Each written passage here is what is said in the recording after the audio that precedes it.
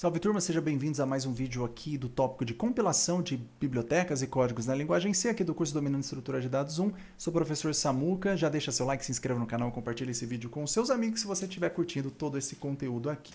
Muito bem, o que eu fiz aqui foi criar uma pasta chamada Makefile05, né, que é uma cópia da pasta Makefile04 do vídeo anterior, tá bom? Já fiz isso aqui para nós e vamos abrir então aqui o Makefile dessa pasta, desse projeto que seria, né, dessa nossa biblioteca que está aqui. Muito bem, a gente tem, esse camarada aqui. Então, o que nós fizemos até agora foi o seguinte, já criamos um template, né, de diretivas, né, que ele vai compilar várias coisas para nós automaticamente, que exige uma série de dependências, ele tem uma sintaxe bem feia, mas funciona. E agora a gente vai tentar otimizar ainda mais um dado aqui. Vamos supor, pessoal, que você tem uma biblioteca que tenha, por exemplo, 50 arquivos, 50 tipos abstratos de dados, ou seja, você tem 50 pares .h e .c, e você vai precisar, por exemplo, se você compilar sua biblioteca do zero, você vai precisar em algum momento compilar os 50 arquivos para gerar a sua biblioteca final compilada. Então, nesse caso final, você teria 50.o.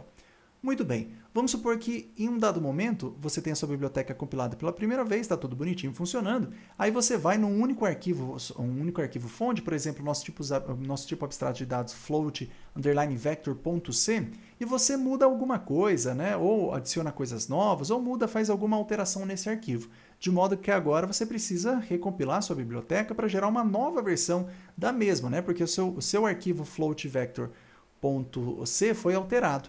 E, consequentemente, se você adicionou novas coisas, pode ser que outras códigos que usam esse módulo, né, que usa esse float vector, também precisam ser alterados também, ou seja, mais coisas precisam ser recompiladas. Tudo bem, você tem essa situação. Mas será que faz sentido eu recompilar todos os 50 arquivos, né, todos os 50 arquivos fonte, nossos 50 tipos abstratos de dados, sendo que só alguns deles utilizam esse float vector? Não faz, né, pessoal? E note que quanto maior o tamanho da sua biblioteca, maior o tempo de compilação que você vai precisar. Então, se você já compilou algumas bibliotecas na mão, no Linux, você vai ver que tem algumas delas que demoram, às vezes, vários e vários minutos para serem compiladas. Então, não faz muito sentido, se você está em desenvolvimento, você ficar recompilando a cada alteração que você fizer num arquivo específico, você ficar recompilando a biblioteca inteira. Então, do jeito atual que está aqui, nós temos essa situação. Qualquer alteração que a gente fizer, a gente recompila a biblioteca inteira chamando make. Então, a gente não quer fazer isso. O Makefile ele tem um truque. No Makefile é o seguinte, se você definir uma dada target, né, que seria aqui, né, uma dada target, sendo o nome de um arquivo, então o nome de um arquivo, no caso o arquivo compilado, ela só será chamada em duas situações, né? Então seria assim, por exemplo, você define aqui no caso o nome de um arquivo e a lista de dependências. Então vamos pensar o seguinte, que a gente tem essa target aqui, ó.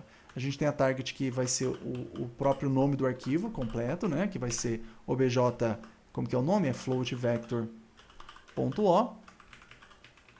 Nós temos essa target aqui, nós temos a lista de dependências dela, que é o source.c,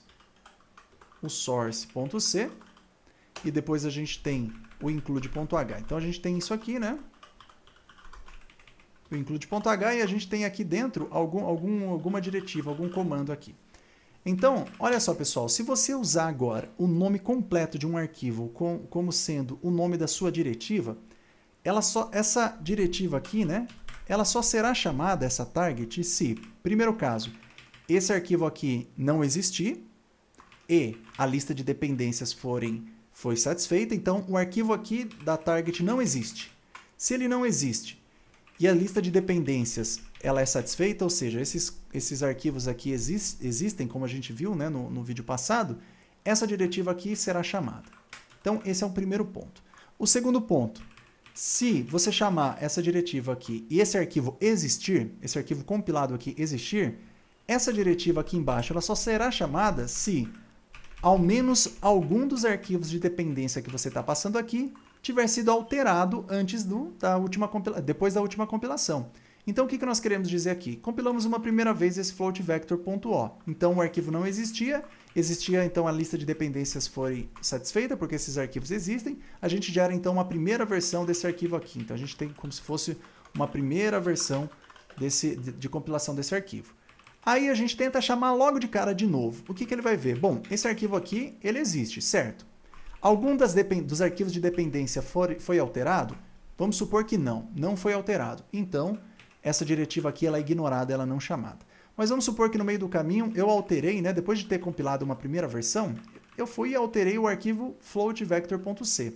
Nesse momento, se eu tentar chamar de novo essa diretiva, o que vai acontecer? Olha, esse arquivo existe, então checa para mim se algum dos arquivos da lista de dependências foi alterado depois da minha última compilação. No caso, floatvector.c foi alterado, aí sim, então, vai ser realizado essa diretiva. Então, com isso, a gente consegue evitar que o mesmo arquivo seja compilado múltiplas vezes sem que nada tenha sido mudado dos seus arquivos de dependência, ou seja, do teu ponto C, do teu ponto H. Então, isso é um truque muito poderoso para que a gente evite múltiplas recompilações desnecessárias. Então, basicamente, o que a gente precisa fazer é passar exatamente o nome do arquivo. E aqui eu tenho um truque, pessoal, que aqui você poderia falar, Samuca, já que o porcento aqui é qualquer coisa, basta que a gente informe, por exemplo, um make desse jeito, né? Make float underline vector.o, né? Porque o que a gente estava fazendo antes aqui era fazendo assim, né? Ó, make float vector.o, certo? E estava sendo chamado. A gente poderia fazer isso. Então, deixa eu dar um make clean aqui. Mas o que vai acontecer, pessoal, é o seguinte.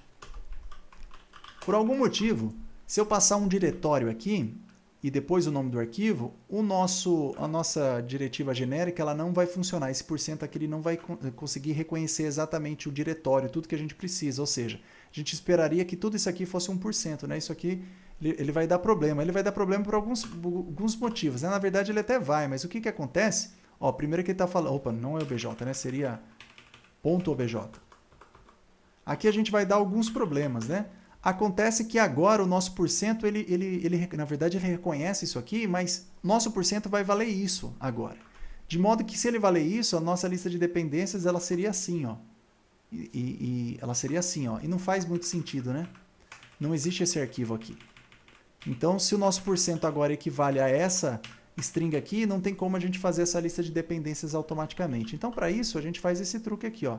Nós vamos passar, então, agora, que eu espero que passe como uma diretiva genérica, algo que comece com .obj, que está aqui, né? .obj, barra qualquer nome de arquivo que termina com a extensão .o. Aí a gente consegue agora, se a gente chamar, por exemplo, make.obj,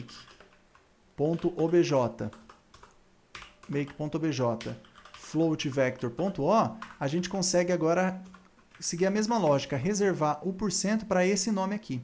Então, o porcento ele vai continuar sendo esse nome aqui em questão. A gente consegue fazer dessa maneira, de modo que se a gente fizer isso, ó, o que vai ser montado para nós? Vai ser montado essa lista de dependências aqui, ó. Então, vai ser isso. Agora vai ser esse source aqui, né? Vai ser esse source aqui para nós. E aqui vai ser o float vector.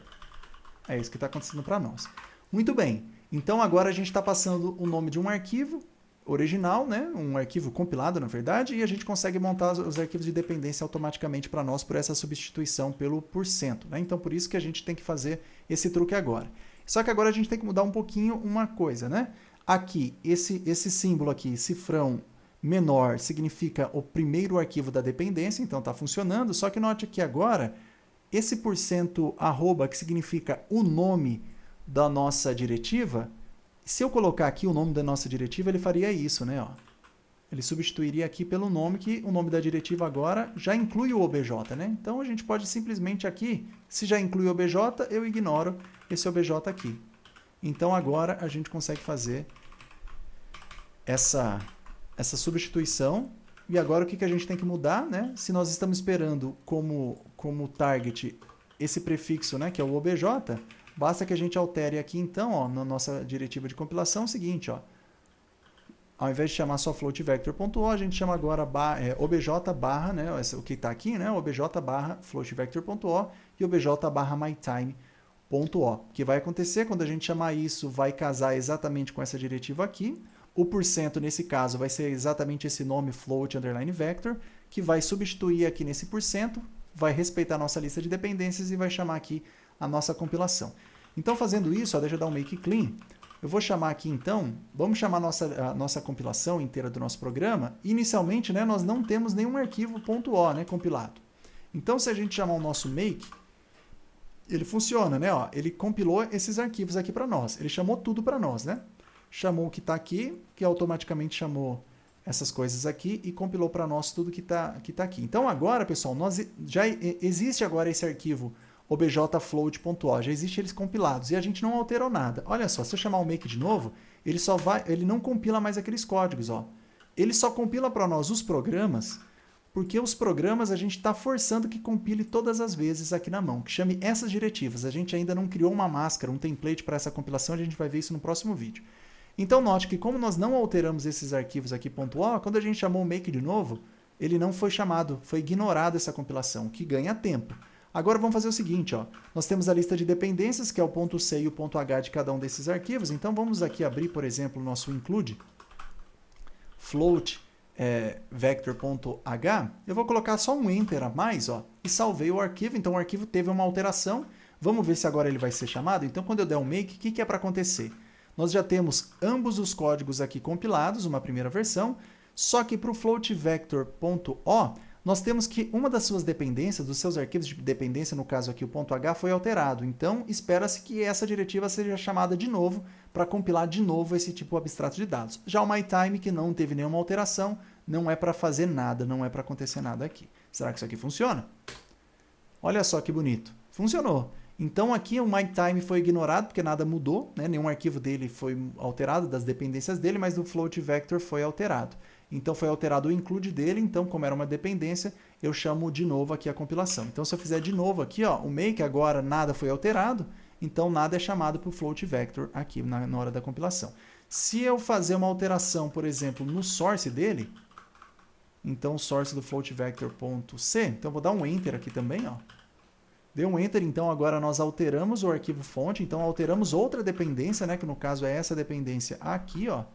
Essa primeira dependência, se a gente compilar, vai ser chamado, então, porque um dos arquivos de dependência foi compilado. Então, olha só, é um truque que a gente está fazendo aqui usando o Makefile para evitar múltiplas recompilações desnecessárias do nosso código. Então, agora a gente só vai recompilar os nossos módulos, os nossos tipos abstratos de dados, se de fato algum dos arquivos deles, né, seja o .c ou o .h, tenha sido alterado. Caso contrário, a gente não recompila, né? Só recompila de fato na hora de gerar uma nova biblioteca, uma nova versão da biblioteca, a gente só recompila aquilo que foi alterado. Com isso a gente ganha muito e muito tempo de compilação aqui.